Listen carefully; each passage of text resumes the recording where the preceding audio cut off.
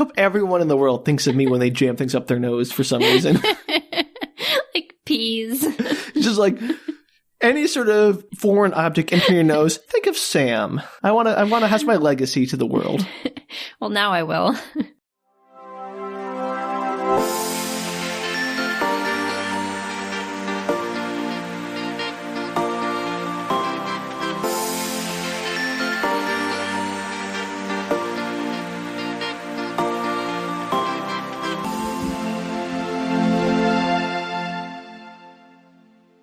Hello, everybody, and welcome to Book Retorts. I'm Danielle. I'm Sam. And this is the podcast where one of us explains a weird piece of media to the other person who has no experience with it. And today is the second part of a fabulous book called Beauty Queens by Libbra Bray. I finally get to learn what happens. Yes, and we would recommend you listen to the first part or the second part. It's not going to make any sense.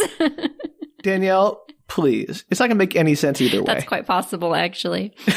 But it is your responsibility, your duty, Sam, to fill our audience in on what happened during the first part of this book before we proceed. So go. Heavy is the head that wears the crown, Danielle. The crown of trying to remember what the heck you told me last week.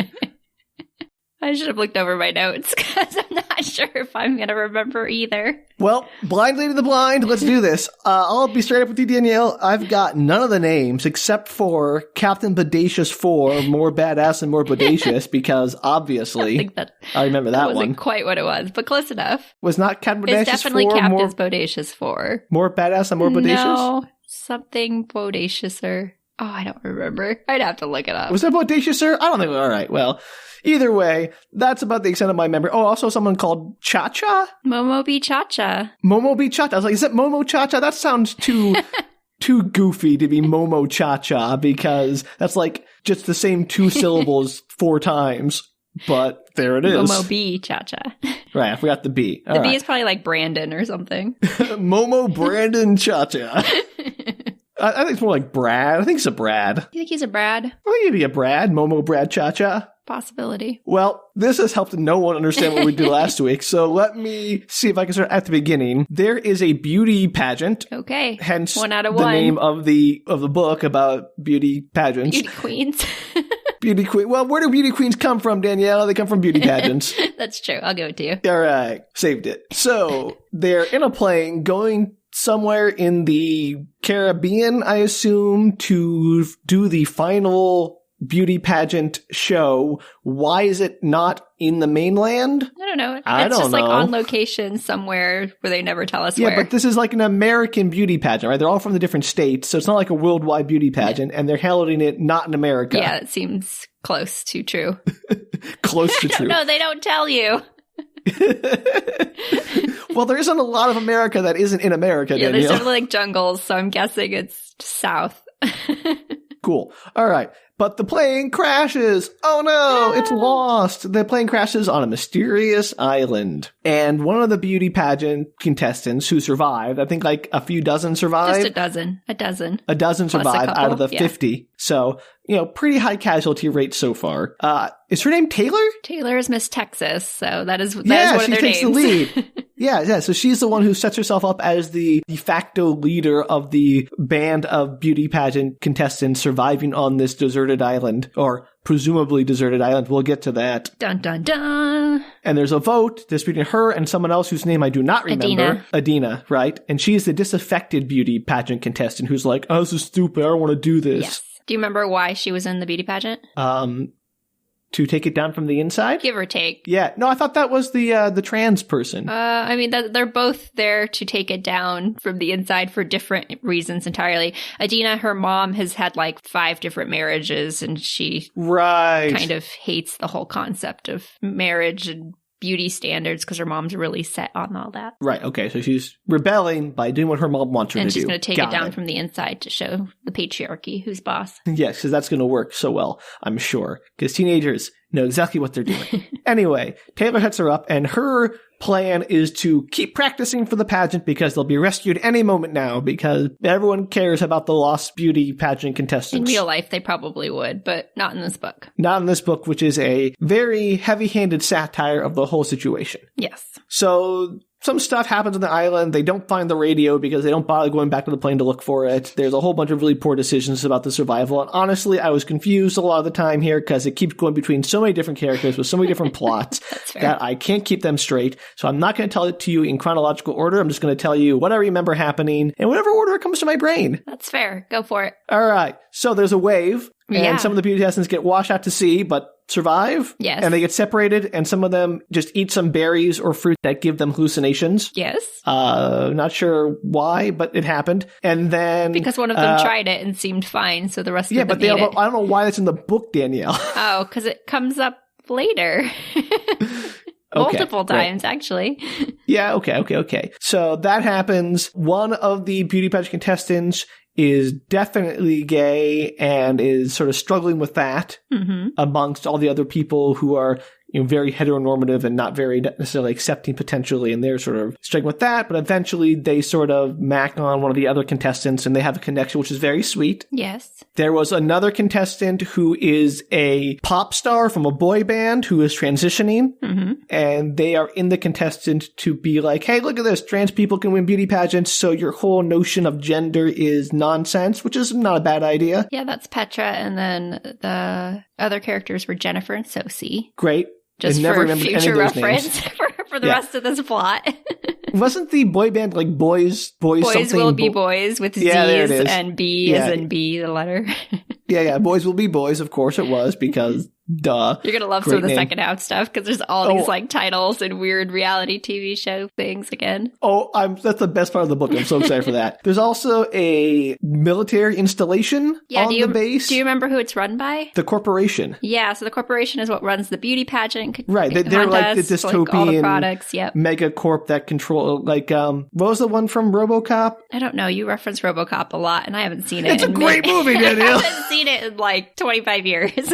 I watched it on a plane, and the guy next to me was probably thinking, this kid's weird. It was an option on the in-flight menu. I'm like, I'm watching RoboCop. I watched an episode of Frasier once. I probably was the only person on the plane watching it because I was laughing so hard and people kept staring at me. It was a really funny episode. You could have been the only person laughing at Frasier. It was a funny episode. It's the one where they have Is that the radio show? The radio show, yeah. Yeah, that's a good episode. That's a really good episode. Of Frasier.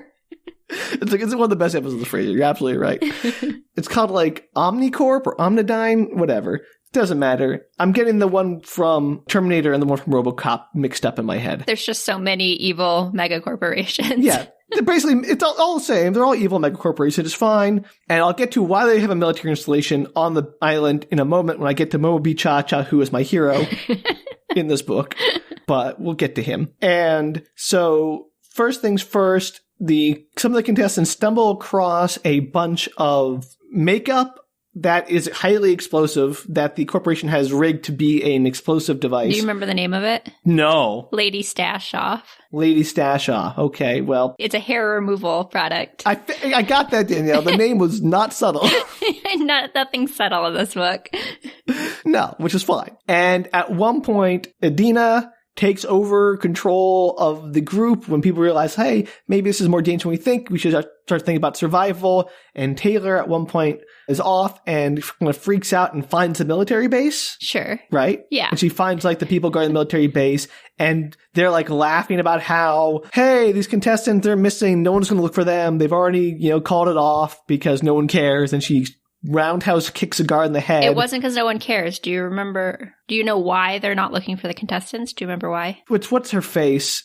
Who I got confused with the first lady. Ladybird Hope. Yes, I got her confused with Ladybird Johnson. It was Ladybird Hope. She's like, they're all dead. Yes, but it's because they're doing an arms deal on the island. I'm going to get to that, Danielle. I was going to get to the arms deal. That she finds out. I told you I was going to get to the MoMo B ChaCha stuff later. I'm just setting up the island first and the MoMo B ChaCha stuff. It was relevant to that scene, though. Well, not really, because they don't know that. Like, the kids don't know that. They don't hear about the arms deal or MoMo B ChaCha. Taylor hears about a lot of it during that scene. Okay. Anyway, continue on. So she roundhouse kicks them in the head because that's how she deals with her problems. And apparently that was her solution. And they chase after her and they shoot her with dart guns for some reason, which is not clear. And they pump her full of tranquilizer darts. Just the one agent does. Just the one guy. Well, the one who wasn't roundhouse kicked, let's be clear. And she's like an angry rhinoceros. It takes a lot to take her down. And then the agent finally takes her down. Instead of, I don't know, taking them back to the base to be debriefed, he just leaves her out there with some of that berry juice so people will think she was hallucinating or something. Exactly. And then she goes kind of feral and goes off to live in the woods. Yeah, she's still totally like doped up by the combination of tranquilizers and hallucinatory berries probably is not a fun combination. Well, actually, it kind of explains the dart gun a little bit in the second part, so we'll get to that. Oh boy. Meanwhile, this is the island drama. There's another island. There's a despot named MoMo B, who is the de facto dictator of ChaCha. Republic of ChaCha. Republic of ChaCha, yeah. ROC. Which I imagine is a island in the Caribbean modeled after Cuba or some other, Banana Republic type place. That sounds close, yeah. It's satirizing something, Danielle, so it's probably that. You put more thought into it than I did, to be honest. Oh gosh, Danielle. Continue on. Anyway, so MoMo B, ChaCha, he has a super crush on Ladybird. I keep wanting to say Johnson. I know it's not Goodfellow. Hope. Whatever. Goodfellow, Hope. I don't care. Totally the same. He has a mega crush on Ladybird Hope, and the corporation has arranged an arms deal to send him the stash be gone, the lady stash off, as part of an arms deal in the It's the same thing, Danielle. In fact, it was stash be gone. It could be sold by Boys Will Be Boys. That's true. And MoMo B, ChaCha. You're right. There's a lot of B's in this book, Danielle. It's not my fault. So MoMo B, ChaCha, Momo Brandon ChaCha, whatever you want to think his B stand for. Maybe Brimley. He could be related to Wilfred Brimley. He could. So MoMo B, ChaCha is going to use those arms deal somehow to get attention, to get on TV. He's making a video that he's going to broadcast. I'll make America love him and turn against their oppressive capitalist overlords, which is timely. And also, he just really wants to get with Ladybird Hope. And good I'm job. not sure what the I really struggled there. Could tell. And I'm not sure what the corporation is getting out of this except for money. No, they're getting a establishment on his country so that they can use his resources. Yeah, so they're going to be mining and abusing the natural resources of his country, which I'm sure there aren't any export restrictions or sanctions that they are violating by doing that. Well, we'll get into that. But none of that matters because the end of the section, the only part that I care about, after somebody makes out with... Who finds the fisherman? Who?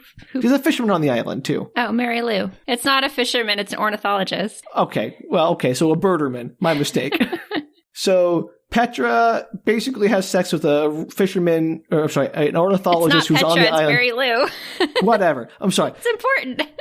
Mary Lou has sex with the ornithologist on the island that they find on the island, who's like, oh yeah, I'll go get help, but first I'm going to bone down because priorities. I mean, yeah. But again, none of that matters because the most important thing to happen is that a pirate ship shows up with Captains Bodacious, the reality show pirates who are there. Presumably they got shipwrecked, blown off course, and all of the teens are like, oh my gosh, pirates. They're like, wait, no. Hunky pirates. Ooh. And have you figured out if it's Captains Bodacious 4 more badass, more bodacious, or not? It's not that, but I can look. Hang on. Please, because I can tell you. That's the one thing I got right, I thought, and I got it wrong. It's you know what? definitely not it. Captains Bodacious 4, badder and more bodaciouser. Badder and more bodacious. Well. Bodaciouser. Okay. Mine's better. Well, Sam, I'm super impressed because that was a lot of plot to get through. Like I said, I don't remember who did what, but I remember what happened. That's fair. I mean, there's like 12 people you're supposed to keep track of, so it's awfully hard. It doesn't sound like a lot, Danielle, but it is. None of them are actually main characters. No, I agree. I would have absolutely, me with names. There's no way I would remember a single person in this book. All right, Danielle. So I am eager to hear what happened with Captain Bodacious and his motley crew of bodacious pirate hunks. So let's get into this. Okay, so the next section opens. All the girls are a Twitter with the pirates. Well, who wouldn't be? I know. The pirates' leader, their captain, is St. John, who wakes up. I thought he was Captain Bodacious. No, well, he is in the show. But his real name is Sinjin Sinjin. Sinjin Saint Sinjin. Sinjin. Sinjin? Sinjin Saint Sinjin. Yeah. Is it the same name? It's the same name twice? Yeah, same name. I don't know. They just call him Sinjin for the rest of the... That's cool. his full name. Got it. And he asks if they're familiar with the show, and you get this explanation of what the show is, which I know you were dying to figure out. Like, I what was this so eager to hear. I want to watch the show. But remember, this is supposed to be a reality TV show, which makes this plot insane. Okay. So the supposed reality is that teen prep school guys in a British boarding school witness a murder by the mob, and then they're forced to hide out at sea on a stolen ship. Along the way, they become pirates. Wait. Danielle, stop. Come on. You gotta give me a second to react to that, because that's so much right off the bat. So, the premise for how these people became modern-day pirates is a bunch of British boarding school kids saw a murder, and their FBI witness protection plan is to steal a boat and hide out on the ocean? Yes, I don't know why. Works for me. So along the way, they end up becoming pirates and fight crime, and they act like rock stars with girls in every port. They become pirates that fight crime? That fight crime, I know. It's like the reverse pirate. The unpirate. There's not a pirate. That's like a seafaring Batman. I agree. But they're called pirates. And so this is a reality show. It's a reality show, which makes no sense. So I'm guessing the reality show, the episode opens, and you see a boat in the ocean, and you have the theme music. It's like, Captain Bodacious. And it goes in, and they're like, we heard there's a rumor that from one of our many rock star girlfriends on port that there was a crime. Someone stole the blue carbuncle. I know Sherlock Holmes did that one, but we're going to do it now. They go in and they're like sailing around like, oh, look, it's another ship. We'll board them and steal it back. I don't know, Danielle. I'm not a reality show writer. But yeah, that's basically the premise. There you go. You got it. It's such a hard premise to figure out, Danielle. Like, how do you solve crimes on the ocean? I don't know. Maybe they do it when they go to port. Maybe it was like that guy that crazy dude who murdered a reporter in a submarine. Oh, yeah. It could be that. Yeah, that was awful. I'd like to see them solve that crime. No, that'd be terrible. Wait, too late. It was solved by actual police. Good for them. Well, it probably would have been solved faster had they had Captains Bodacious on their team. Wait, are you saying Captains Bodacious? Yeah, it's called Captains Bodacious. Wait, what the heck? I've been saying it wrong the whole time. I'm pretty sure it was Captains Bodacious. I've been saying, this is like attorneys general. I've been saying Captain Bodacious. Yeah, it's not a singular. They're all captains on the ship. Wait, is that true, or are you just making that up? I don't know. No, they seem to only suggest that Sinjin is in charge, so I don't know why they're plural captains. Is it Captains Bodacious? Is it possessive or plural? It's a plural. I don't. Okay. I do not apologize for not getting that right the first time, because grammatically that is nonsense. Yeah, it's special. I'm sorry, you're 30 seconds into this new part. We gotta go. Okay. I'm sorry. So Adina thinks it's the stupidest show in the entire world, and all the other girls... No, she's wrong. It's the best show. All the other girls are fangirling, and they ask them how they got to the island. So the story is, they were filming at a new secret tropical location, and after a night of partying, decided to take the ship out for a spin. As part of the show, or just like... No, they got drunk and like stole the ship. Great. And they've only had 6 weeks of sailor camp. So they blew off course, and then they passed out from all the drinking, and then they crashed. And the radio's not working because they smashed it in a drunken revelry. Why would the radio ever be working? This is like, I have no phone signal in horror movies. Exactly. So Adina is like over it. She walks off to check the fishing lines, and she runs... Adina, you're wrong. I'm sorry. I liked you up to now, but you're wrong about Captains Bodacious. Yeah, I don't know. So she is over it. She walks off to check the fishing lines, and she ends up running headfirst into one of the pirates, literally. And this pirate's name is Duff McAvoy. This pirate's name is Duff McAvoy. Is he the Scottish one? I think they're all British. Well, the island of Britain has Scotland on it. Oh, I think they're all like English-British, I think, to be honest. Okay. You know, I've already read this book, and I was just Duff skimming McAvoy, through. That's like the most Scottish name ever. Yeah, maybe he is Scottish, and I just missed it. It's like, we'll call him Macduff. He's from London. I agree. I could look and see if he's Scottish if you want me to. I don't care, Danielle. It's fine. But he's in my head. He's Scottish. Okay. Because the Scottish pirate is funny. So she thinks that he's pretty hot, but she's also just generally angry at men. So she's she's kind of torn on how her feelings are. And he ends up helping her with the caught fishing line and is impressed by all like the work they've done on the island to self-sustain. Oh, that's right. All the women were using their beauty pageant skills as survival skills. They did, yeah. So that was another reality show I wanted to watch. Yeah, I would watch the heck out of that. So they talk a bit and they hit it off and they have like a mutual love of books and music and all this stuff. So he's not only a hunky pirate, he's also an intellectual pirate. He is. And later in the morning, the beauty queens and pirates go to check out the ship and assess damage, and they plan to fix it. So their plan is fix the ship that no one knows how to sail so they can escape. Yes, exactly that. Great. I know. Well, they're stuck on an island. It's better to have a ship that works than not, I guess. That's, fair point, Danielle. Better to have it and not know how to use it than not have it when you need it. Exactly. So as they're exploring the ship, one of the contestants finds St. John's personal stash of rum, which is apparently like 2 cases of rum. And the group is super excited about that. And as St. John tries to regain control of his rum, Petra tells him there's a rum mutiny and they're taking it all. And during the argument, St. John ends up quoting a Boys Will Be Boys song. And the conversation devolves into St. John admitting that he was a huge fan as a teenager, and then they get super flirty, and then Petra kind of steps back because Petra, as you mentioned earlier, is the trans contestant, and she's worried that St. John's not going to accept her. Oh, I know. And so she goes to tell him up front about what's happening, and they get completely interrupted, of course. To tell him what's happening with the rum? No, tell him that she's trans, and then okay. They get interrupted. They get interrupted by somebody yelling that Charlie, one of the pirates, got stung by a jellyfish. No, someone's going to have to pee on him. Yeah. Actually, don't do that. That doesn't work. No, it doesn't, but that's exactly what they do. What? So they go down to help. Oh my gosh, Danielle. Yeah. This whole argument ensues like, we should use, rub it off with some salt water. They're like, no, don't do that. Definitely pee on it. And so everybody's arguing over who's going to pee on this guy's leg. And Charlie's like, oh, for the love of God, somebody please just pee on my leg. And so Petra ends up going over, like dropping her skirt and pees on his leg. And then everybody knows that she's trans. And well, I mean, not to, good Petra on trying to be a hero. I appreciate that. But also, can't you pee from underneath a skirt? Probably would it be pretty obvious that you're not female when you're peeing, because peeing as a female is you can't direct it. I guess. I mean, I have very little experience peeing as a female, so I will I'll tell you right now, the stream does not go where you want it to go. I'll be honest, Danielle, it's not that much different for men. It's not even close, though. It's like down your leg.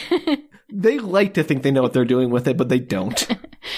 So the quote in the book says, Captain St. John watched her go open-mouthed, finally broke into a huge face-breaking grin. Bodacious, he said. So it looks like Petra's got a new beau, which is very exciting for Petra. Bodacious is living up to his name, and I like him more and more every moment. Yeah. Okay, Danielle, this isn't going to happen, but my ideal end to this book is Captains Bodacious, and MoMo B ChaCha setting up a new society of freedom and love with all the contestants in their own new microstate. That is not what happens at all.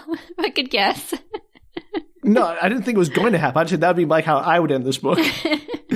Starting a new micronation of Bodacia. But MoMo B ChaCha is way too, trigger happy for them to ever have a happy-go-lucky island.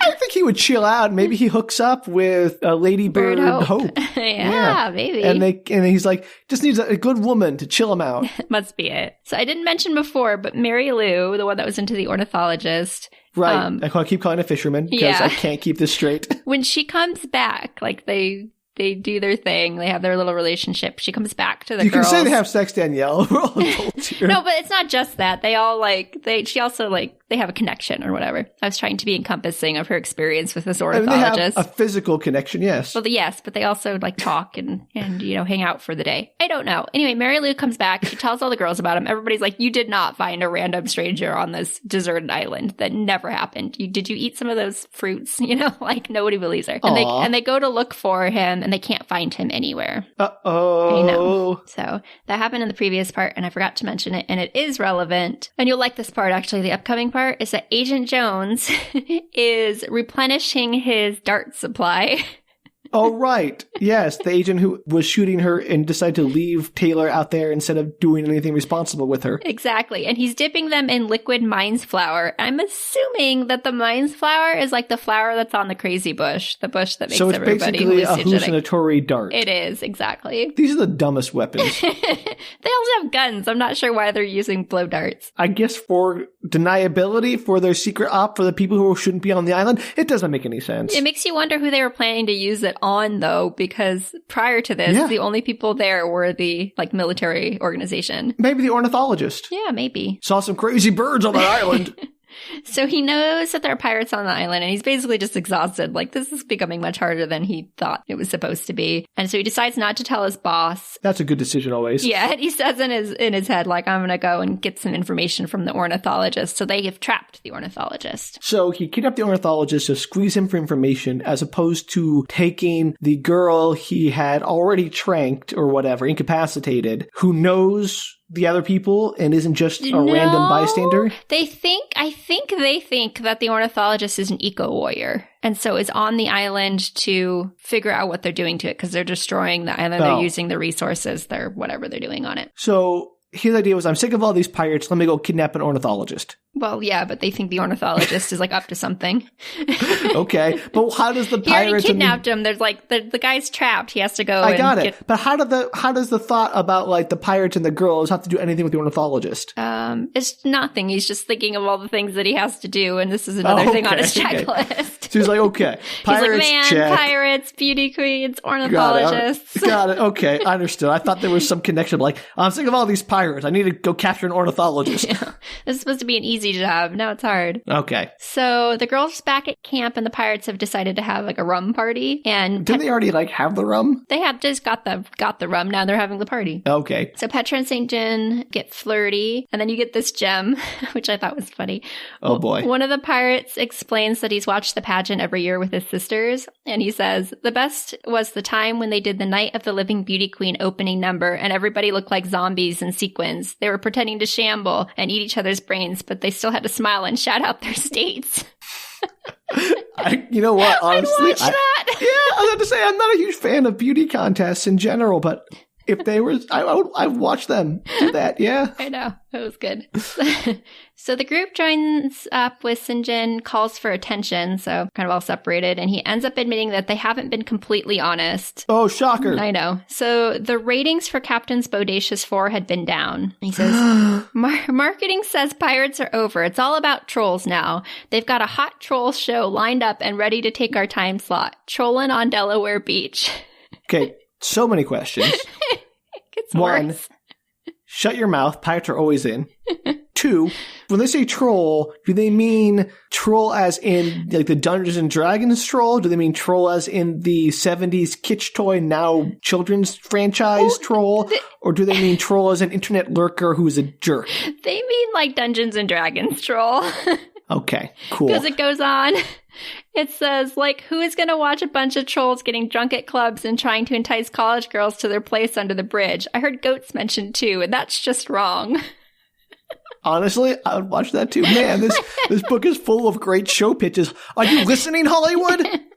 Oh, gosh. So, I don't know if it should take over Captains Bodacious' slot, but no, it sounds like a winner. They can coexist, Danielle. There can be many wonderful shows on at the same time. And then also you'll have to add into that rotation Beauty Queen Survivor. Yes, that too. Okay. So Petra basically shakes her head and she's like, yeah, they were like that with us with Boys Will Be Boys too. We were hot one minute and then we were shoved aside for Hot Vampire Boys with a Z. Of course. I mean, the Z's are unspoken, but they're. I know. I know how boy band names work, Danielle. I've been around the block. I'm the new kids on the block. So, since the corporation was going to cancel them, what they ended up deciding to do to raise their popularity is they thought they'd go rogue real pirates and be real pirates. So they ended up taking a joyride to get some press in the ship. But when they were at the docks, they saw cargo being unloaded by a bunch of men in black t-shirts from the corporation boats. And it turned out it was human cargo and they were trafficking. So they were trafficking in people? Apparently the corporation was. It's like never mentioned again in this book. Okay. Arms trafficking, awful. Human trafficking, that is just a sort of a throwaway thing, is Not good, Danielle. Yes, I don't know. I don't know where the people came from, where they're going, what they're doing. I guess you just need to really drive home the point that they were a terrible corporation. Yes, because everything they've done so far has been so angelic. So anyway, the pirates get shot at, and they ended up sailing off in the boats to escape, and that's why they destroyed the radio and computer system. It's because they were afraid they were going to get followed, and they got blown off course during a storm. Okay. All right. Well, I'm glad we learned that truth. That will no longer be relevant. Well, I mean, that part's not relevant. That they were chased is kind of relevant, I guess. Well, yeah, okay. So the party splits up a bit, and Duff and Adina end up taking a walk kind of to sober up. And out by the volcano, Adina ends up seeing lights again. You might remember that she saw them earlier in the story. Right, the lights of the compound. Mm-hmm. Well, they don't know that, but yes. So Duff sees them as well and is like, are you sure you're the only people on this island? And she's like, well, we haven't been all the way over there, but we haven't seen anybody on this island. Anywhere. I know, why? Like, you're stuck on a deserted island. What better things do you have to do than go across the island to see what's going on? I mean, I generally agree wandering about blindly is not a good idea, but doing some organized exploration is probably a good idea. Yeah, especially at this point. They've been on the island for, quite a little while now. A few days at least. Well, I think longer than that because they've set up their entire working. Oh, you think it's been like weeks? I think it's been weeks because they have an entire irrigation system and a water catcher and a whole bunch of stuff. Wow, okay, my timeline is way off. Yeah, so at least a couple of weeks, I'd say. The book isn't super specific in timeline. Yeah, I figured that. So he wonders if maybe it's some kind of weather tower or something, and they kind of just keep walking. And Duff explains a little bit more of his backstory, which is basically that he plays this character on the show. It's like a Casanova character who has a girl in every port kind of thing. A port in every girl. I mean, what?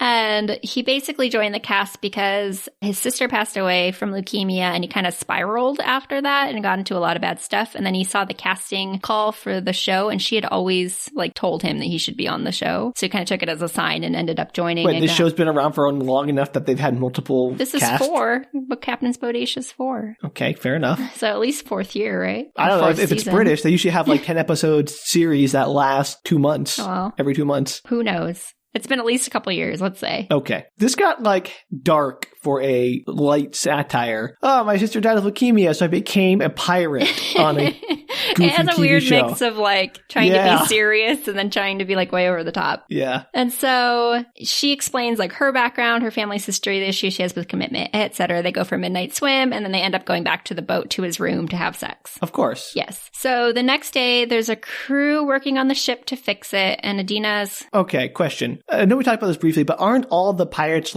significantly older than them? No, they're 20. 19, 20. They're playing teenagers, so they're just they're just a couple years older. Okay. And I think most of these girls are 17, 18. There's a lot of them that are 18. It kind of tells you in the little bios, but I don't recall all of them. But they all are some of them are probably 17, and that's probably illegal depending on which state you're in. But well, you're on an island, so I guess anything goes. In a different country, you're probably marriageable age at that point. Yeah, well, sure. All right, I'm not going to get into that. It's definitely beyond the scope of our ability to talk about that on this podcast. But several of them are 18 for sure, because it's mentioned. Okay. Because a lot of them are their last year of the pageant circuit. Aw. I know. So the next day, the crew's working on the ship to patch it up. Medina's wandering. She's looking for Duff after their night of passion. And she ends up back in the cabin, and she sits down on his bed, and she realizes when she's there that there's a small device that's on a ledge behind his pillow. I know. And it's a camera. It's a camera, Sam. Yeah, I figured. I mean, there's a reality show. There are probably cameras in every one of the bunks. I know. So she ends up watching the video, and it's Duff's vlog that he does for his Casanova exploits. Of course. And he's saying into the vlog, doing a vlog post. He's like, we've been shipwrecked. We're rescued by beauty queens. You wouldn't believe it. And this one girl, Adina, she's going to be a huge challenge, and I'm going to win her over. It's my mission. And the next scene is them having sex. And so he recorded them having sex. He definitely did. Oof, scumbag.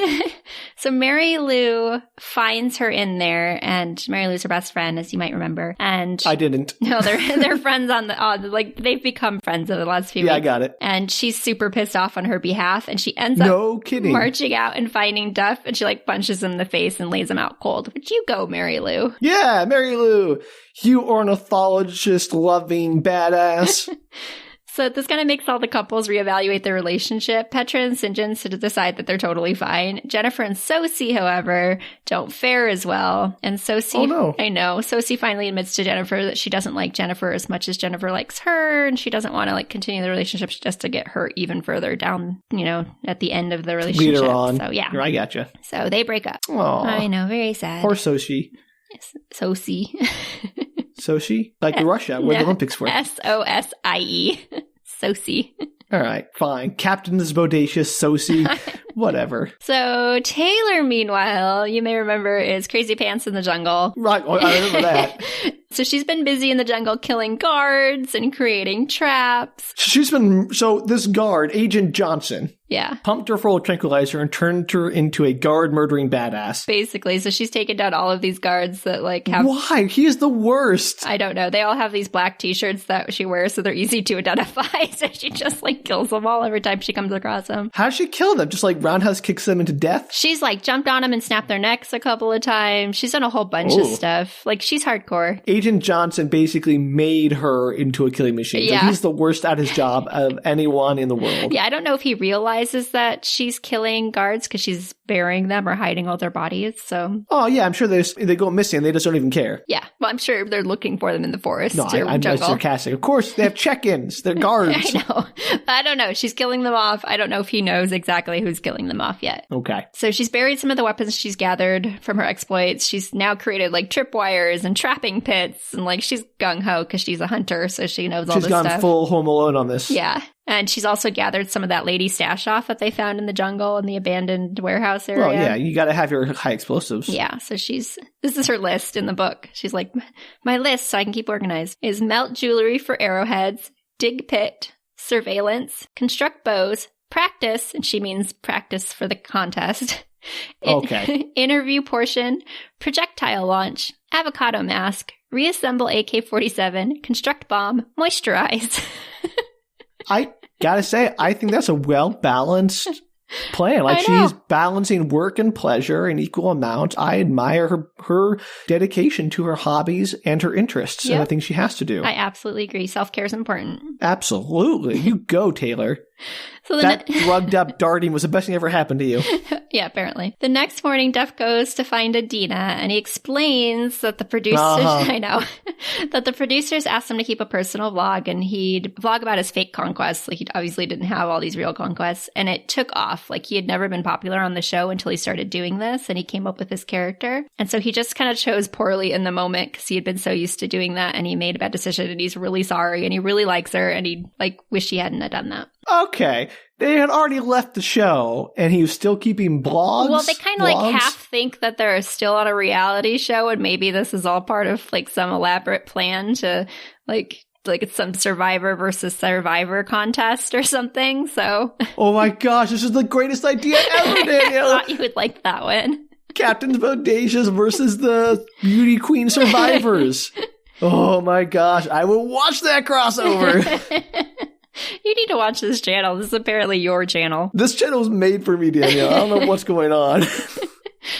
So before she can figure out how she feels about all of this, a dead body washes ashore. Oh, of course. I hope it's not the ornithologist. No, it's not. I'll spoil that for you because you'll know in a minute. So across the beach, Sinjin is contemplating how something feels off on the island. And earlier they'd seen Taylor briefly. She kind of wandered through camp for a hot second. And she was wearing a men's black t-shirt and nobody knew where she got it from because it was definitely not Taylor's style. Did no one try to interact with her? Hey, Taylor, you want to come rejoin society? You probably don't remember because they talked to her a couple times in the last book and know where she's located. She's in a cave in the jungle. And they know that, but she's crazy. So every time that they've tried to interact with her, they're let's just keep an eye on her, make sure she doesn't do anything too out there. So they know she's people there. Don't just go crazy out of nowhere. Maybe they should, I don't know, take a look at her, investigate what's going on. Well, they thought that she ate the fruit and then she snapped when she heard that Ladybird was no longer looking for them. Okay. The previous one. So they think that she's just kind of lost it. All right. Well, not very compassionate, but go on. Well, and they decided that if they brought her to camp, because they brought her to camp originally and she just escaped. They're like, well, we can't like strap her down and keep her here. So as long as she's safe and like taking care of herself. All right, fair enough. I'm not a beauty queen survivor. I don't know how this works. And so, like I said, they're worried about the t-shirt. They think maybe it's some kind of survivor versus survivor competition. They're not entirely sure. And then they get interrupted by the alert to the dead body. And the dead body has a black t-shirt on. They don't know who he is, but they see that he has a black t-shirt. So they're like, this is getting really weird. Yeah, generally reality shows don't involve actual murder. Yeah. Here's the thing. If they believe this is a reality show, that means that something like 38 people plus were killed in a plane crash for a reality show. Well, I mean, the pirates weren't there for that. I don't think the girls believe that because they know what's going on. So the pirates believe it's a reality show, but the girls don't? Yes. Okay. So the pirates are wondering if maybe it's like the girls are in on it. They know that they're like supposed to lure them away from, right. So there's a schism here. Yeah. I was not clear on that. Everyone was on the same page. No, sorry. But now we're back to your favorite character, Sam. MoMo B ChaCha? MoMo B ChaCha! MoMo B ChaCha! And by the way, his stuffed lemur is called General Good Times. I forgot about his stuffed lemur he talks to. I had this whole theory about him being like an adult Calvin. Yes, exactly. And except it's General Good Times. I mean, Hobbs just couldn't hack it in the tropics, I guess. I guess not. So Ladybird Hope has called Momo, and he is quite excited. No, duh. But he is a little put out because he's wondering when he's going to receive his weapons, and he's noted that she has said some unkind things about him in the press. MoMo B ChaCha, just know it's a facade she's putting on. She loves you. That's what she says. Strong. She says, oh, Momo, it's just politics. Once I'm the president, I think I forgot to mention, by the way, that she's running for office. Yeah, that was a detail you left out. Yeah, she's trying to take over the world. Well, I mean, yeah, but through the presidency seems like the least efficient way to do it. Oh, yeah, well, she's apparently going to be president. That's her goal right now. So everything she's doing is trying to, look good for office. So she's like, once I'm president, I'll lift the sanctions against your country. So don't take everything I say to heart. And he says, you are the femur of my institution, Ladybird Hope. Long may you wave. When you are president, our union will set free the doves of entropy. The femur. So his English is not so good. Yeah, it's a little sketchy sometimes. But I do like that quote. The doves of entropy. I would be terrified of those. They sound scary.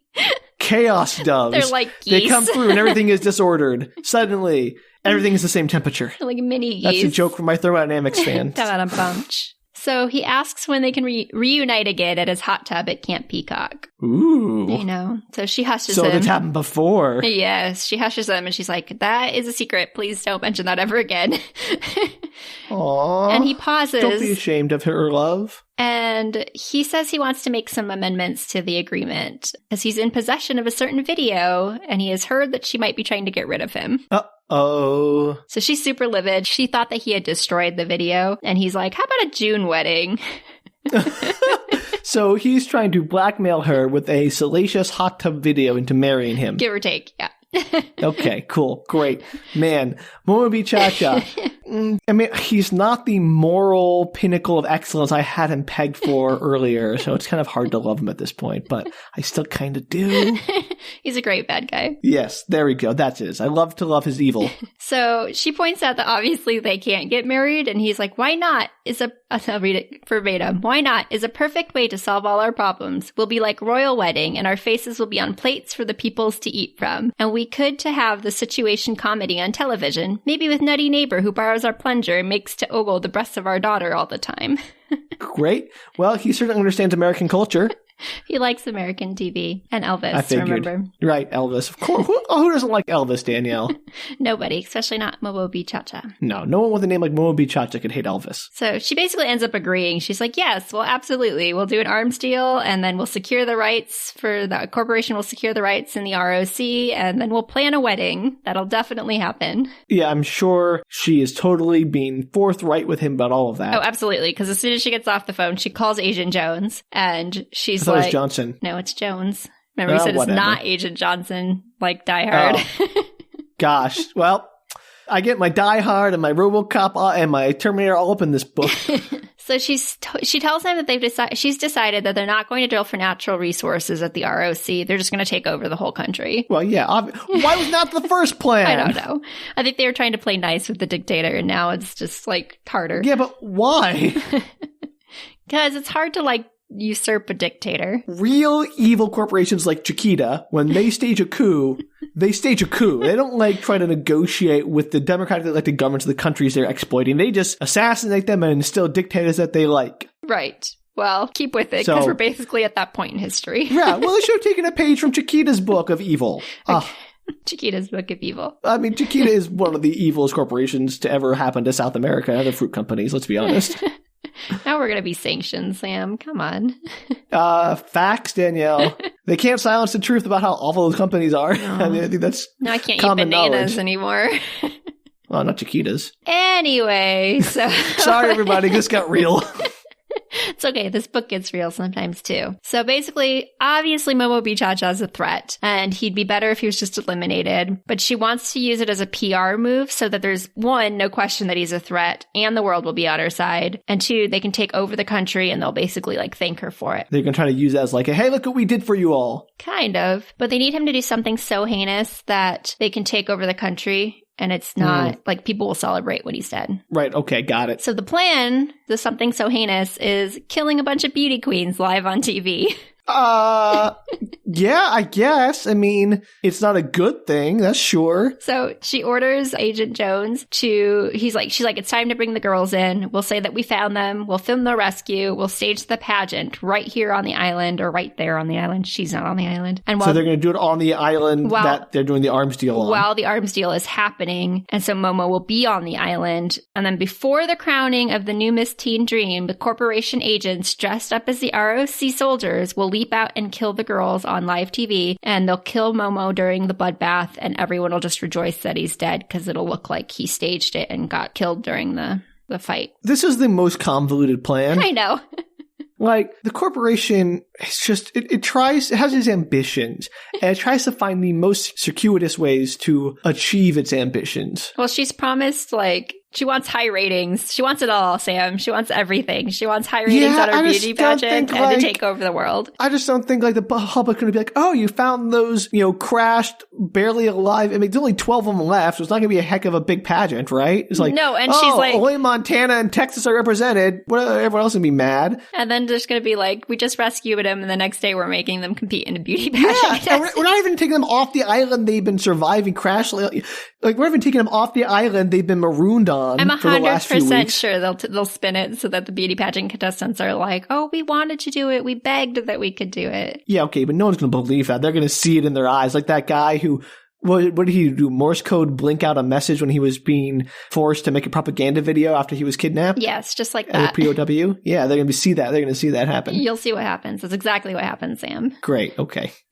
So after that, they'll march into the ROC, stabilize the country, and everything will be contracted out to the corporation. So it's a win-win-win-win-win-win. Except for the beauty pageant contestants who die. Well, I mean, no one cares about them, apparently. So anyway, back at camp, Mary Lou has decided to go find the ornithologist, whose name is Tane, by the way. Tane. Tane. Tane. Cool. That's a great name. I don't know. I'm assuming that's how you pronounce it, because that's how I'm going to say it. I can call him Tane. It could be Tane. Yeah, sure. Maybe it's said in the book and I missed it. Danielle, you and I both know how difficult it is to come up with names for fictional characters, so we should not be throwing any shade. No, but I can make fun of names. Sure, absolutely. We just have to acknowledge that we are equally or worse at it than pretty much anyone else. And to be fair, I don't think this author was I think she picked whatever name she wanted because it totally works for this style of book. No, it's absolutely. So she's worried that he hasn't come back, and she sets off into the jungle before everyone wakes up. She follows his scent, which I don't know. She's magic scent smelling. I don't know. So is this like an X-Men book now where all the teens suddenly have their mutant powers awakened on the island? She just kind of has this weird ability, and she ends up following his scent, and she finds his backpack. Doesn't make any sense. It's been days. I know. But she finds his backpack. She's suspicious. She continues, and she follows it towards the volcano, the scent. Oh, sacrificing someone to the volcano god. Basically. So as she approaches, she does see shadowy figures leading a hooded man across the volcano's top area. And she's like, I thought they were going to interrogate him, not just murder him. You'll see when we get there. Okay, I'm sorry. I'm getting ahead of myself. I'm so excited. So she's like, okay, I'm going to go back and get my crew, and we're going to storm the castle, basically. And so she goes to turn around, and a gun is pressed to her head. That's the end of that scene. Yeah. Fate's black. Damn you, Agent Jones? Probably. Agent Jones seems to be the only agent doing anything helpful. I got his name right. Yeah. So back at camp, St. John awakes the other pirates, and he has a group meeting before everybody else rises. He's worried about that black t-shirt guy. Well, he's dead, so not much you can do for him now. He's worried that he exists because when they were running off of the docks, the people who were doing the trafficking were all wearing black t-shirts as well for the corporation. It's really nice of evil organizations to put uniforms on all their sinister henchmen so that they're easily identifiable. Agreed. And so he thinks somehow they followed them there, and if they have, then the girls are in trouble for associating with them. And so he wants to leave, basically, like get out. So his plan is to abandon the girls they've been doing things with and hanging out with for the last few days and just leave them high and dry with no explanation. Yeah, because he's hoping that the trouble's going to follow them. They can go get help and maybe they can rescue the girls. It's a terrible plan. I hate that. No. In every movie, every book has the person's like, oh, if it's for your own good, I can't tell you what's going on. Yes. That's BS. That never happens. That never works. And there's a huge discussion, but they do decide to leave. Okay, of course they do, because book. Yes. So the girls wake up. They're super angry, obviously. Yeah. And Mary Lou's missing, though one of them heard her say that she's going to go find her prince, quote unquote, so they know that she wasn't Prince kidnapped Tane. by pirates. And with renewed determination, they decide, like, let's go into the jungle. We'll get Taylor. We'll get Mary Lou. We're going to build a boat or something and get off this island. Like, we can't just wait here. Clearly nobody's coming for us. Finally. I know. So they're traveling through the jungle. They've traveled most of the day. They're pretty exhausted. And suddenly they hear a car in the distance. And surprised, a Jeep pulls up and a man steps out. He's like, hey, we finally found you. We've been looking all over for you. Oh, they've been rescued by the corporation. Woohoo! So girls are excited. They're in the transport vehicle. The cars go to the compound on the other side of the island, which doesn't seem to raise that many alarms in the girls. There's been this compound here this whole time. Yeah, they're just like, man, I wish we had actually gone across the island. We could have been saved a lot sooner. They are not the brightest. No, and to be fair, a couple of them are like, this seems kind of suspicious, but I don't want to ruin the excitement of everybody. Okay, fair enough. And they ask them if they've seen Mary Lou. And they're like, oh, yeah, she came. She's actually the one that told us you were on the other side of the island. And they're like, oh, can we see her? And they're like, oh, actually, we sent her home. There was a ship that was leaving and, she wanted to go. So we got her on the ship to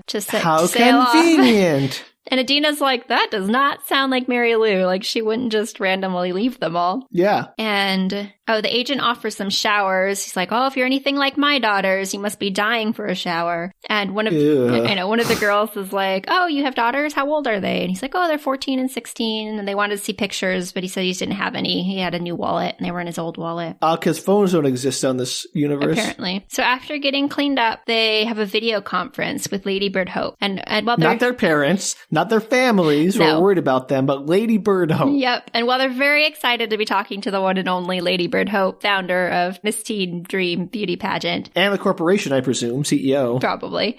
And they're starting to feel kind of disconnected from the frivolity of everything because they've suffered a lot in the last few weeks, and she's being... Trauma does that. Yeah, she's being kind of dismissive of everything. And she tells them she wants them to stage the pageant on the island. And they're like, we'd kind of like to go home, actually. Yeah, duh. And Ladybird says, like, oh, it'd be a real tribute to show the world what you've gone through. Don't you want to say a big thank you to the folks who rescued you and your credit to girls everywhere? But I guess we could cancel the pageant if you want. And so they kind of get guilted into this pageant. Oof. I know. They end up agreeing, and the event's going to be held the next day. That was fast. I know, but they're doing an arms deal here, Sam. Well, also, like, I'm no producer. But don't you need time to gin up excitement, to advertise? Okay, to make it a big ratings bonanza? So you have 24 hours and you're going to do a beauty pageant and... Like, I'm saying they could have rescued them earlier. Yeah, you could have easily. I mean, this is all very on the fly, I think, this decision. But you easily could drum up enthusiasm for finding beauty queens on an island and hosting their pageant. So if they promote that they found them today, there's beauty pageant tomorrow. 12 or 15 hours to get a good advertising campaign, get word of mouth going. I'm not saying it's not possible. I'm just saying, like, I think the corporation has enough money to make this wildly well known in 24 hours. All right. Well, cut spots and to do the editing and the shooting. It takes time, Danielle. Well, it's going to all be live anyways. It doesn't matter. And they could just that really worked for that Peter Pan live production, didn't it? Oh, Peter Pan. Meanwhile, Mary Lou is tied up in a cave. Oh, okay. Well, there we go. She's with Tane, though. She found him. Oh, Tane, please. She's with Tane now. And they are being dangled from a hook, which is being slowly lowered to a piranha-filled tank. All right. Well, this went full Bond villain, I see. Like, why? You could just kill him. They had him over a volcano. This is... At least in, like, Bond movies, they have the excuse that the megalomaniac killing them is insane and inefficient and doesn't really care about killing them so much as, like, indulging his own twisted fantasies. I mean, I don't know who's in charge. Maybe they are. Exactly that. Well, no, because Ladybird Hope seems nothing if not efficiently focused on achieving her goals. Efficiently, I guess, yes. But she's not in charge of necessarily Mary Lou's demise. You don't think she would be the one calling the shots here? I think she's probably kill Mary Lou, and then whoever the henchman and is like, I'm going to dangle them over a pit filled with piranhas. Okay, so that's a failure of leadership then. You have to give people clear instructions, A, and B, if you have people on your staff who are going to go rogue like that, you have to weed them out early. I agree. Thank you, evil empire leader, Sam. HR. It's evil HR, thank you. We'll have to conduct a training session to educate all our hench people in the proper way of disposing of our enemies. You tell them. You write that book. That's right. Also, sexual harassment training. Can't forget that. Always important. We may be evil, but we're not that evil. Oh, okay. I'm glad there's a line. Obviously. So Mary Lou has a sudden inspiration. They're tied up. She thinks about this old tire swing she had as a kid, and she's like, let's swing this to the ledge over there. And Tane is like, the rope's kind of frayed. She's like, it'll be fine. Let's do this. We're going to die either way. I mean, she's not wrong, but also the piranha-filled tank thing is not quite how that... All right, let's just move on. Don't overthink piranhas, Sam. I've overthought everything else in this book, Danielle. Why not piranhas too? So back at camp, the girls are picking out their dresses and bathing suits for the competition. And this guy named Harris, who I have not mentioned, and it's my fault for not mentioning him. I forgot how important he was towards the end of this book. He is the son of the CEO. He seems to be in charge of escorting the girls around. So Ladybird Hope is not the CEO. It's the ex-CEO, actually. He explains right here that he's there for a summer internship. He has spent the whole book just doing, like, annoying things. Like, previously, the manual override system for the destruction of the island, you know, should anything happen, he changed it to, like, a PowerPoint presentation because he thought it was funny that somebody would have to put a PowerPoint presentation together to manually override the island system. He's not wrong. I know, but he just, like, he throws, like, stupid ideas, and he constantly thinks he's being underestimated. That's Harris. Oh, so he's, like, the epitome of the Dunning-Kruger effect. Basically. And so he says he's there for summer internship because his dad is the ex-CEO. He was a CEO. A CEO mishandled things and lost some revenue, and they had to let 40% of their workers go. I know. But he's like, good deal. My dad got a sweet $20 million in severance and full staff, and he gets to use the private jet and yacht and didn't have to sell the house in Bimini, so...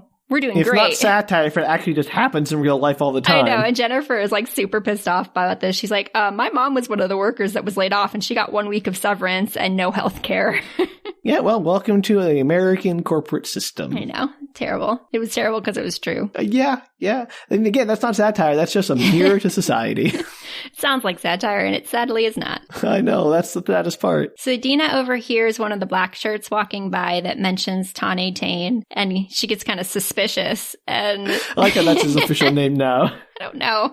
Tane. If any of our listeners have any idea how to pronounce Tane's name, let us know. I'm happy with Tane. I think we just made his name better. So now all the girls are kind of starting to feel like something's off, and they're wondering why Mary Lou got sent back if she's supposed to be, she's one of the competitors, right? If they're doing competition, why isn't she there? Yeah, duh. So, well, it took him a minute. So Agent Jones steps up and he's like, where's Miss Texas? Because remember, he's the one that's been chasing Taylor down through the entire jungle. And that's your responsibility, buddy. Yeah, Adina thinks that's a super weird question, and she basically cuts everybody off from answering his question. Like, she doesn't want him to know that Taylor's still in the jungle. And in the cave. Yeah, and Agent Jones explains, so he's like, oh, well, there's always a Miss Texas in the top 10. So I was just asking because my daughters and I usually have a pool. Wait, there were 50 of them, right? Right. So he's being kind of weird asking, like, where one contestant is, but then he tries tries to explain it away by like, there's always a Miss Texas in the top 10, so I was just asking. But this is not the top 10. They didn't like win, and that's why they survived the plane crash. No, he's just trying to figure out if they know where Miss Texas is. That's why. It's just a really like bad way of asking. Yeah, no, okay, got it. He says that usually he and his daughters have like a pool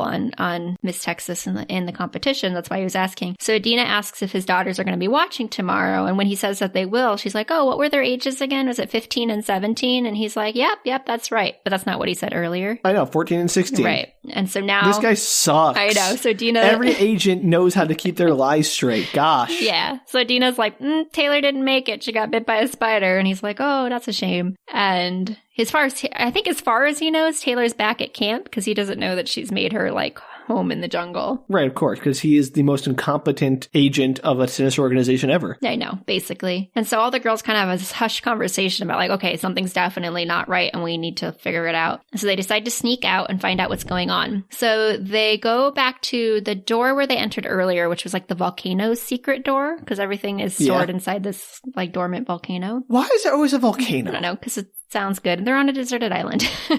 Okay. Yeah, that showed me. Yeah. So I actually quite like the scene. I thought it was really funny. Earlier, Tiara had seen a vending machine when she was in there and it had gummy bears in it. And she asked if she could get them. And Harris was like, absolutely not. And she was really angry about it. And so she uses that to talk her way into this. They don't even like try to sneak in. They literally just walk up and she's like, hey, do you have a vending machine with some gummy bears? I want to go in and get some. Can I go in? And they're going to let her in. But she's like, well, all my friends have to come with me too. And they all like step out from the jungle. And he's like, yeah, we can't let everybody in the entire group in. Like, all of you can't come in. And so she explained, she's like, oh no, girls travel in packs. So I have to This is that whole thing about going to the bathroom together. I knew it was coming. I knew it was coming. It gets worse. Like, oh, I have to let them in. And they're like, no, you can't do that. And Tiara's like, oh, but you have to let Petra in because Petra's my best friend. And then Adina's like, I'm on my period. You have to let me in. And Nicole is like, you have to let me in Shantian. Otherwise you're racist, because they're the Black and the Indian girl that are in the competition. And Jennifer says she'll cry I'll cry if you don't let me in. And then Adina's like, I need a tampon right now.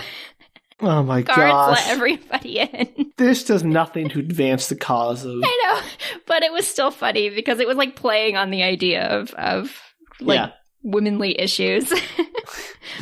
They knew it was being silly, and so it works. Anyway, so they get some gummy bears, and then they end up going...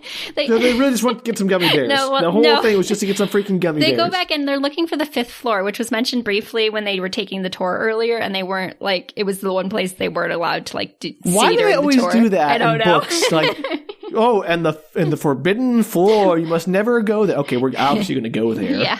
Just don't say like, oh, the 5th floor. That's where we have it's where we store our copiers. Exactly. Our toners up there. That'd be funny if that's all that was there.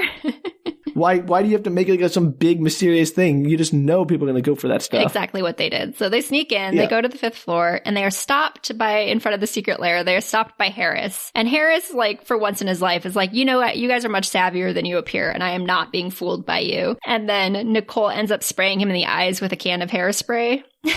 Good. I know. He goes down. They end up duct taping him to a chair, and they secure his arms and legs with some pantyhose in the sailor's knots that they learned from the pirates. I guess that's good. I mean, putting those skills to work, girls. It's funny. And then Harris ends up spilling his guts, telling them everything after they threaten him with a Brazilian wax with unheated wax. Gosh, man, he cracked like a coconut. Wouldn't you? That's a terrible threat. Like full body wax. Well, Danielle, I don't know about you, but I think I'm probably much hairier than you are, so that threat probably applies to me more than you. Exactly. So, do you think it might work on you? I mean, it depends on how big the secret is. If I was part of an evil organization that would murder me if I spilled my guts, I think I would take the wax. I feel like he probably thinks he's okay because he's the son of the ex-CEO. He has that kind of attitude. He can get away with stuff. Well, we'll see, won't we? Yeah. So now they know they're pawns in the arms trade. They know that Mary Lou is in with the Piranhas. And so they go to find Mary Lou, but she's already saved herself. Why does Harris know all this? I don't know. Harris knows everything. He's an intern. He's not like the guy in charge. He's just been everywhere. Like, he's everywhere in this book. All right. And so they find Mary Lou. She saved herself with Tane Tane, and they hide Harris away in the cave, and then they decide to take back the beauty pageant, essentially. So they lugged Harris on his duct tape chair to the cave. Yeah, well, I think they, like, walk in there, they untape him and just keep the pantyhose on his arms and legs. Do they gag him at least? Yeah, they put a pad on him with wings. Okay. Oh, that's funny. Okay. So the next morning, they talk the officials, the pageant officials, into Adina being the host of the show because they just found out that the previous host, Fabio Testosterone, Testosterone, has been recently caught frolicking in an illegal skee ball emporium with the hot star of Your Blood is Like So Hot. Your Blood is Like So Hot? Yes. That's the name of the show. Is there any context for that show? Nope, that was it.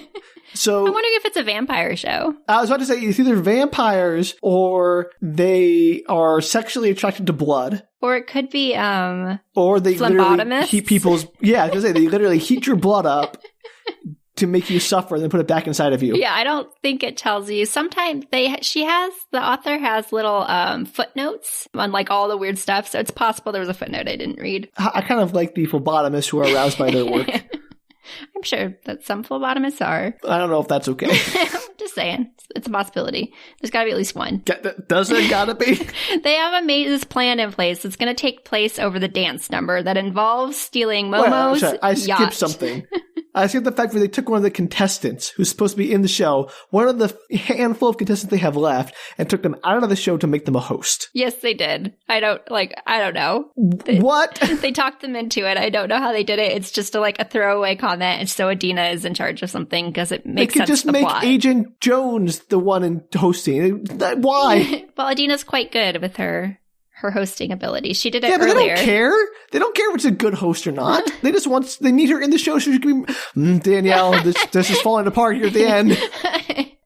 I agree it's kind of weird, and they already lost another one because they supposedly put Mary Lou on a boat. So now they're down to Taylor, so there's 10 of them, people. Maybe? Well, there might be 9. They've lost 3 at least. Well, there was more than 12. I think there were 14 total. Okay, so then they're down to 11 or something. Yeah, there were 12 originally, and I think they find 2 people in the jungle. So their there's 10 to 12. Have... Okay, yeah, I agree. However... You could just, whatever, it doesn't matter. Right. And so they plan to steal Momo's yacht that's offshore. And Adina also goes to the jungle to find Taylor. She's trying to get Taylor on their side. But Taylor's still pretty loopy and she's not super sure she understood. So she's like, okay, girls, we're going to have to do this without Taylor's help. She's still loopy after weeks? She got off of the stuff? it's been at least a week or 2. She got shot with 4 of those. Yeah, no. So I don't know what the biological half-life of that drug is. I agree. I think she also just kind of broke a little bit when she learned, realized that her whole entire way of life was not what it was supposed to be. All right, I'll accept that she's having a psychological break. Yeah, okay. I think it's a combination. I'm not going to accept that she's still high on whatever berry juice they got shot with. Well, she kind of constantly thinks she's talking to Ladybird Hope, she's making all her plans and having a full-on conversation with Ladybird Hope at the same time. You left that part out, Danielle. Well, it wasn't that important. But it is funny. Yeah. So that's going on in the jungle in the background. There are many little things where they show Taylor once in a while just being crazy out in the jungle. I mean, I'd watch that show too. So Momo, meanwhile, is back on his yacht, or is on his yacht. He's just pulled in port. He's feeling pretty suspicious, and he ends up uploading his DVD to his laptop so he can be ready to send it off if he needs to. So I had assumed his video that he was going to use to make America love him was a dating profile video. Which is a better video, to be fair. But this is kind of the same thing. It's in the same ballpark. It is. So he labels his video Yacht Systems on his laptop so that people don't know it's the DVD, I guess. So he's using the teenager hiding porn from their parents' strategy. Yeah. And he dresses in his best Elvis outfit, and he puts on the blue suede shoes that Ladybird gifted him for the holidays. And I hope those explode. And he says to the mirror, "Get ready, world. I am your heartbreak hotel." You know what? I was a little iffy on Momo for a while there, but he won me back. It's a great line. So as he steps off the ship, there's a lot of hullabaloo that's kind of happening. They're building and doing stuff and getting ready for the live event. And he's Agent Jones is oh, we're having a Miss Teen Dream contest. It's happening on the island. We found the contestants. And he's oh my gosh, that's one of my favorite shows. And Ladybird Hope is the person who runs it. And I love her. You would, the creep. He's I'm going to be a secret judge. Don't tell anybody. I'm going to sit in the back. And Agent Jones is but that's not part of the plan. But he can't do anything about it. So Momo's in the back. So he's a secret judge? Is he actually going to have any official judging powers? I don't understand. I don't know. He just is going to go sit in the back and be a judge. It doesn't really come up later other than that he's now on the the premises. That's just an observer. That's just an audience member. Danielle. Well, I think he thinks do they find an audience for this? They have like a bunch of casts that have come in to help with all the production set. So yes, okay, there wait. is Did like a little bit of an audience. Captains Bodacious band of bodacious pirates? They're off doing whatever they're doing. Okay. So this is the plan, or a loose summarization of the plan. Jen and Shanti are throwing the race, and whoever is not in the top 5 is going to make a break for the control room in the volcano to let the world know what's going on. And during the musical number, the rest are going to peel off and head for the boat. And the minute they announce the winner, everybody runs. Mary Lou and Tane are in charge of the yacht. Great, cool. So they're going to try to hijack a dictator's yacht. Yes. That's the only boat, so yes. Good plan. I love this plan. Great plan. So the pageant begins on their constructed stage area that they have. It's all live, and it's kind of cute. They've engineered all the because Adina's in charge of all the questions now. She's asking kind of like these. She's asking normal questions, but they've staged all the answers to be pretty subversive. And so they're like, what's the toughest part about life on this island? And one of the contestants is like, well, eating grubs. And everybody laughs. And she's like, also finding a corporation compound on the other side. We felt so stupid for not realizing it was there earlier. You know, like they're all just kind of like sliding little digs in there. Trying to find condoms for all the people we're boning who are randomly. No, they talk about all their like, remember in the first episode where they decided instead of beauty pageants, they're going to do girl con? Yes. And they all had like big ideas of like things that I didn't remember actually until you said be it, like yes. feminist and powerful and like all of that. And so they bring up a lot of those in their answers about the things that they've learned on the island and like being strong, independent women, etc. That's all right. You know what? I'd watch that show too. It's fun. Yeah. So it's all live, which is fun. And then they basically that seems foolish for a corporation not to even have a broadcast delay for censorship. Agent Jones is like says that in the thing. He's like, I tried to talk them into a 5-second delay, and look what happened. Yeah. So this corporation, it was doing so well as an evil mega corporation until this moment. Yes. So all of them talk about their girlcon ideas, bringing down the patriarchy. Petra comes out on stage and reveals herself as a trans woman and then does the whole spiel that she had practiced that she had wanted to do. And Agent Jones basically ends up rushing ahead, pushing the musical number forward faster than they anticipated. So they kind of have to like make up their plan a little bit because they had other things that This seems like a foolish idea on their part. I mean, I get what they're doing. I appreciate they're sticking it to the man. But if they're trying to do this subterfuge, it seems like playing along. I know, I agree. But I also think they're trying to get their point across, you know? I get that. But this is life or death. I know. I don't disagree. It seems like maybe this is not the time to stage your let's tip our hand to the corporation that we're not going to play by their rules. Maybe until after you've engineered your escape and alerted the world to their evil. I had that thought as well when I was reading it. I was like, Yeah, because then something like this is going to happen and it's going to screw up your plan. And it kind of does a little bit. So they're kind of like stumbling forward because they're not quite like their plan is obviously now not quite what it was supposed to be before. And Mary Lou is on the boat and she's trying to figure out, her and Tane are trying to figure out how to get the yacht working. And they find the video. They do. They find Momo's laptop and it's like, oh, yacht systems. So they click on it and the video opens up and they're like, oh. What they expect, like a corporate training. Welcome to your new super yacht. If you're trying to hijack a yacht, these are the things you need to know. First off, you must hotwire by pushing the red wire to the black wire. Yes, exactly that. Next, the throttle controls will... All right, I'm just done. But I don't know anything about yachts or boats. Or a lot of things, but I just find the notion of a tutorial video for your yacht. I think she's controls just to be hoping amusing. that like she'd open it up and there'd be some like basics on yacht control. So, of course, the videos of Momo and Ladybird, they're having... Canoodling in a hot tub and kind of having some unsavory conversations. And suddenly they hear an alert from the monitoring system and they realize there's another ship nearby and that ship promptly opened fires on them. Oh, no! I know. They can't... Is it Captains Bodacious? Maybe, because they can't see it through the fog. And so they're trying to figure out how they can fire back. There is fog. I didn't mention that earlier. And there's a lot going on, Sam. I can't remember every detail. The whole time? Has it been fogged the whole time? Like this whole morning, yes. No, this is the morning. Are they filming in the fog? They're like, is the stage outside in the middle of the jungle and they're filming in the middle of fog? Because that seems like it would not work. Well, maybe it's just on the horizon or just where the water is. I don't know, Sam. Maybe it's like water fog. It forms a donut ring around an island. I don't know. There's fog. There's fog. Okay, cool. So finally the ship comes into view. It is the pirates. Woo! Of course it's the Captains Bodacious and his badass Bodacious buds. And they cease fire. I can't come up with weirder name for the show. You can keep going. Let's have a contest on Twitter who can come up with the weirdest name for Captains Bodacious 5. What would they call season 5 of Captains Bodacious? Please send us your ideas. Absolutely.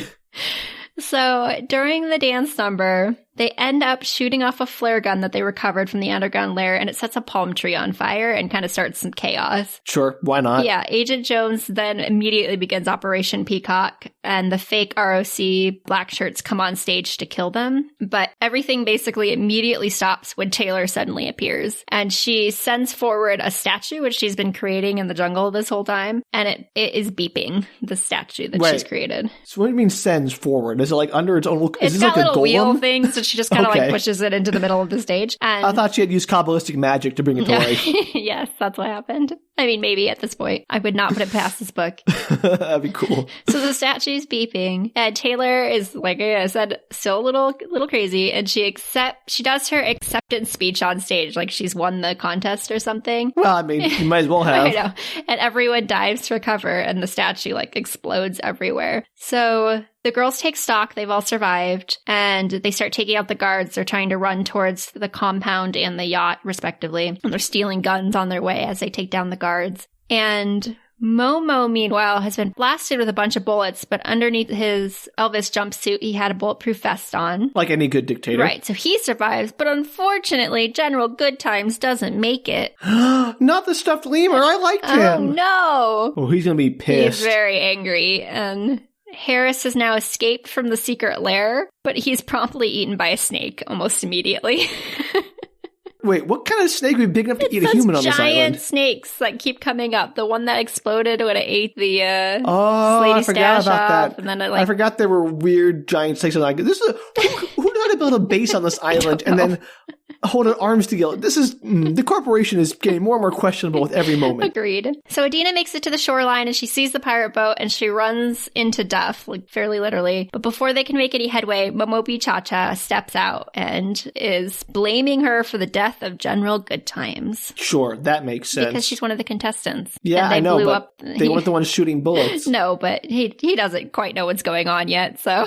Cool. I don't know what's going on, but it's definitely the teenage girls who are the ones responsible. He's not quite with it. So he sees Duff, and then he realizes that he's on Captains Bodacious, which is his favorite TV show, as you may remember. Oh, and he's starstruck. He's like, oh my gosh, you're the Casanova guy. Like, I love you. So... and he's like, Adina must be your latest conquest. Like, this is the girl. You know what I'm going to have you do? It's going to be so good for your ratings. I'm going to have you walk the plank together. It's very romantic. He's not wrong. So as he takes them to the ship, they're walking the plank. He expresses while they're talking. Wait. So they go back to his yacht, and he has a plank set up on the yacht. I don't think they go to the yacht. I think they go to the pirate ship, because they're definitely But what about all the other pirates? They all went off to help, I think. Nobody's on the pirate ship. So I don't know, Sam. I was skimming this part of the book. I've read it, but then I was skimming it for notes. I didn't expect you to ask such a difficult question. Difficult questions like, how did they take over a pirate boat that's supposed to be full of hot, hunky pirates? I think all the pirates went to help the girls, so they're all on land. Okay. They docked the ship, they ran. I don't know. Maybe, I don't. Because docking a giant pirate ship can be done on a shore with no dock. Yeah, I don't know if they docked it. I don't know if it blew up. I don't know what happened, okay? Usually they anchor it out in deep water and then send in the small boats. Sure. That you can paddle in. It's possible that it may have blown up and I just missed it. Their ship blew up? Yeah. Oh God, it's so complicated. Then what ship are they on, Danielle? I'm so confused. Later. It might have blown up later. I don't know, Sam. Okay, great. So they're on a ship that may or may not be blown up, that may or may not be the pirate ship, and may or may not have anyone else on it. You know what? This is a very complicated plot. There's a lot going on. Yeah, sure, there is. So, I'm sorry. And it's okay. the point is, they're walking the plank on a ship, and it can't possibly be the yacht because Mary Lou's on the yacht. That's what I was about to say.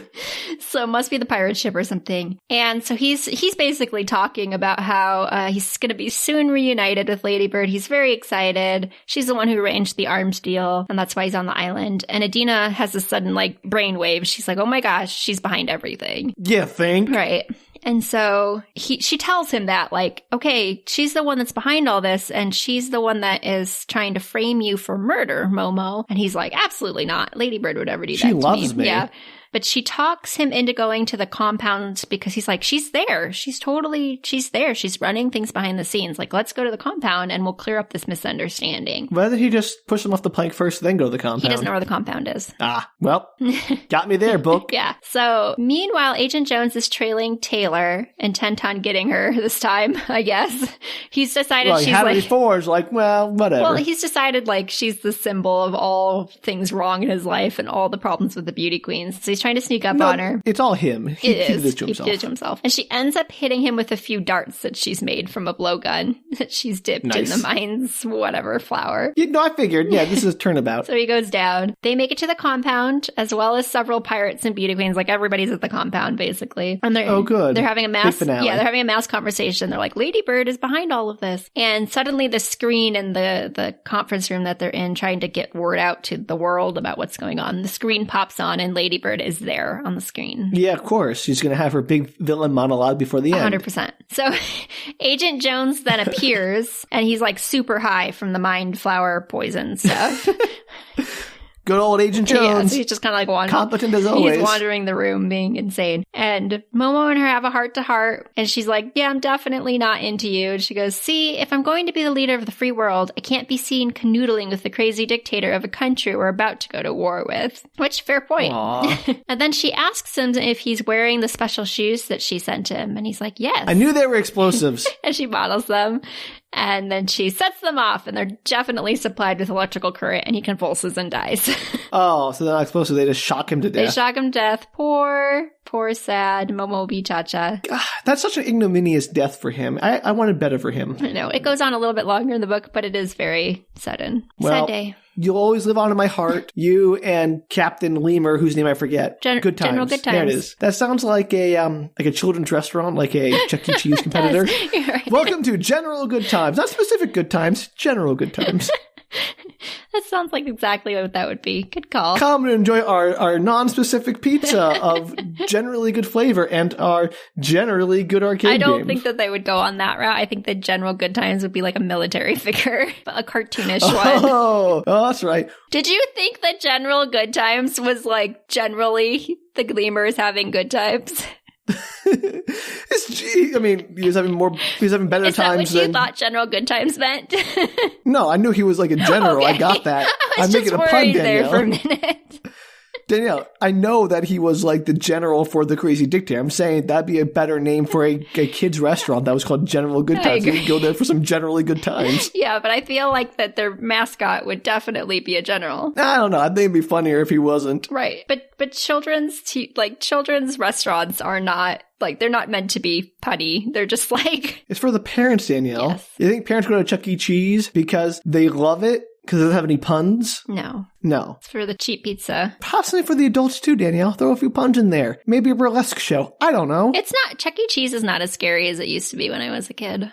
Okay. I went recently. I went like a year ago or something. Oh, just for fun, hey? No, we stopped there for some event. The kids went, and then all the adults went over to a restaurant nearby. Okay, well, if you wanted to have some general good times, come to my restaurant. It wasn't as scary, and they didn't have like... Well, maybe they did. I wasn't there for the whole time. Those weird mechanical ones that like play, that play the music and like give you nightmares. Oh, they're so good. Our childhood was so much scarier than theirs is. I don't know if that's true. Things are pretty scary right now, Danielle. In a different way, though, not in like a terrifying animatronic way. You got me there. There are fewer terrifying animatronics these days, more just killer robots and invasive corporations. So it's like it's a bigger terrifying now. It's like it's harder to think more about. Existential. Yeah, more existential. Gotcha. I agree. And so like it was scarier when we were kids because it was like the animatronic animals could definitely come off stage and kill you. I'll be honest with you, I never had a fear of animatronic animals. That's all you. It was just at Chuck E. Cheese. And I wasn't scared of them. I was like horrified and absolutely captivated at the same time. This explains a lot about you. Yeah, it does. Anyway, Ladybird gives her evil bad guy speech about how everything's a game and there are winners and losers and she is 100% a winner. And by the way, she's rigged the whole island to blow, so good luck, everybody. Yeah, because that's something you can do. Yeah, apparently they can.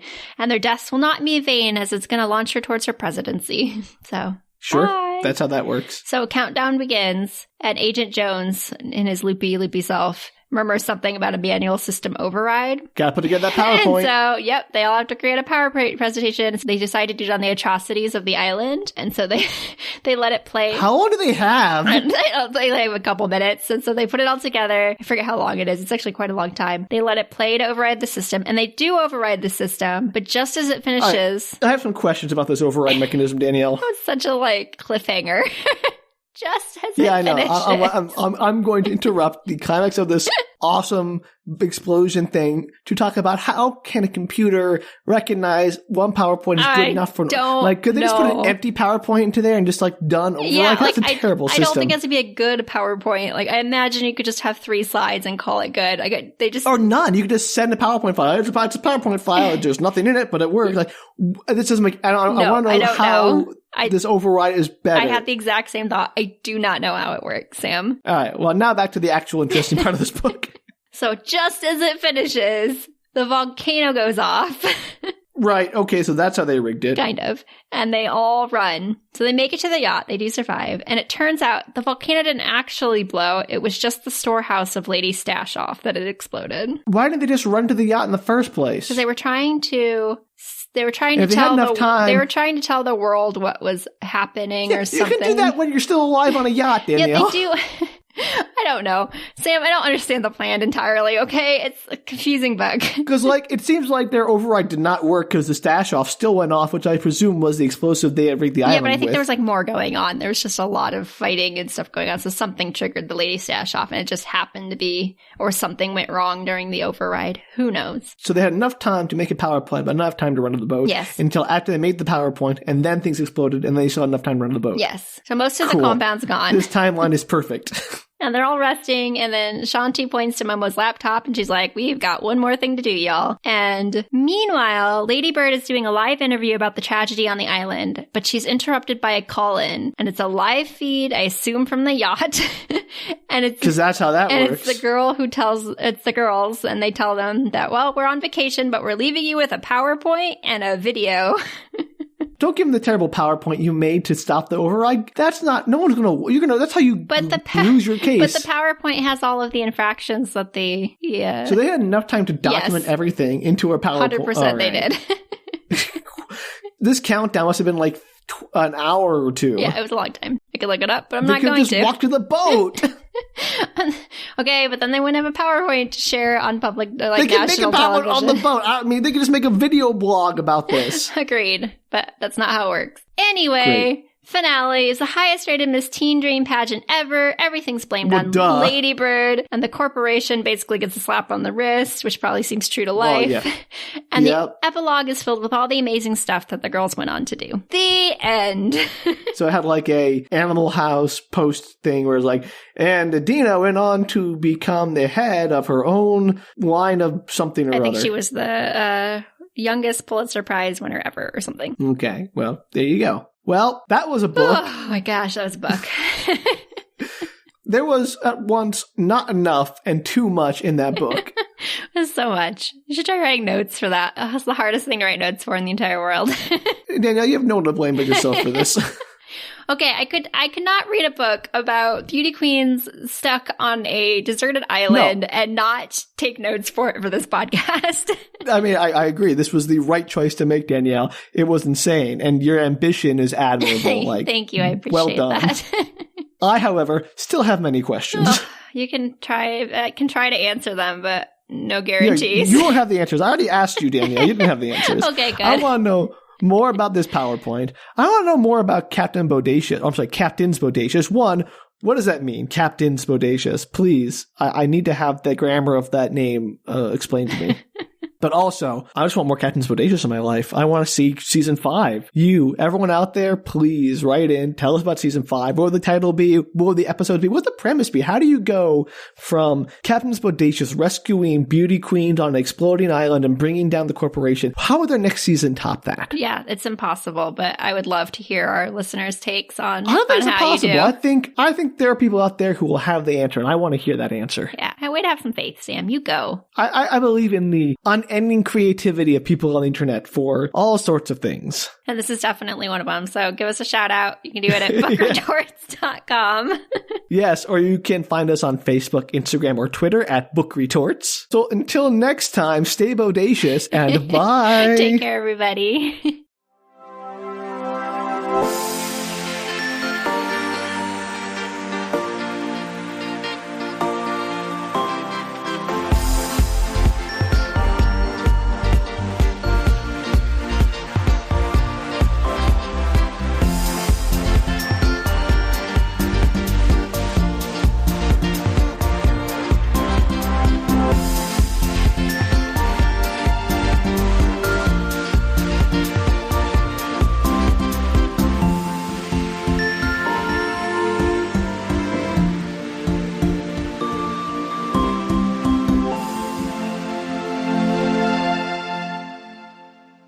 I sniffed during one of my laughs. I'm sorry. How dare you? I'm just... Whole episode's ruined. Throw it out. I realized as I sniffed. I was like, I'm sorry. It's okay, Danielle. I'm not mad at you. I'm just disappointed. No. Oh.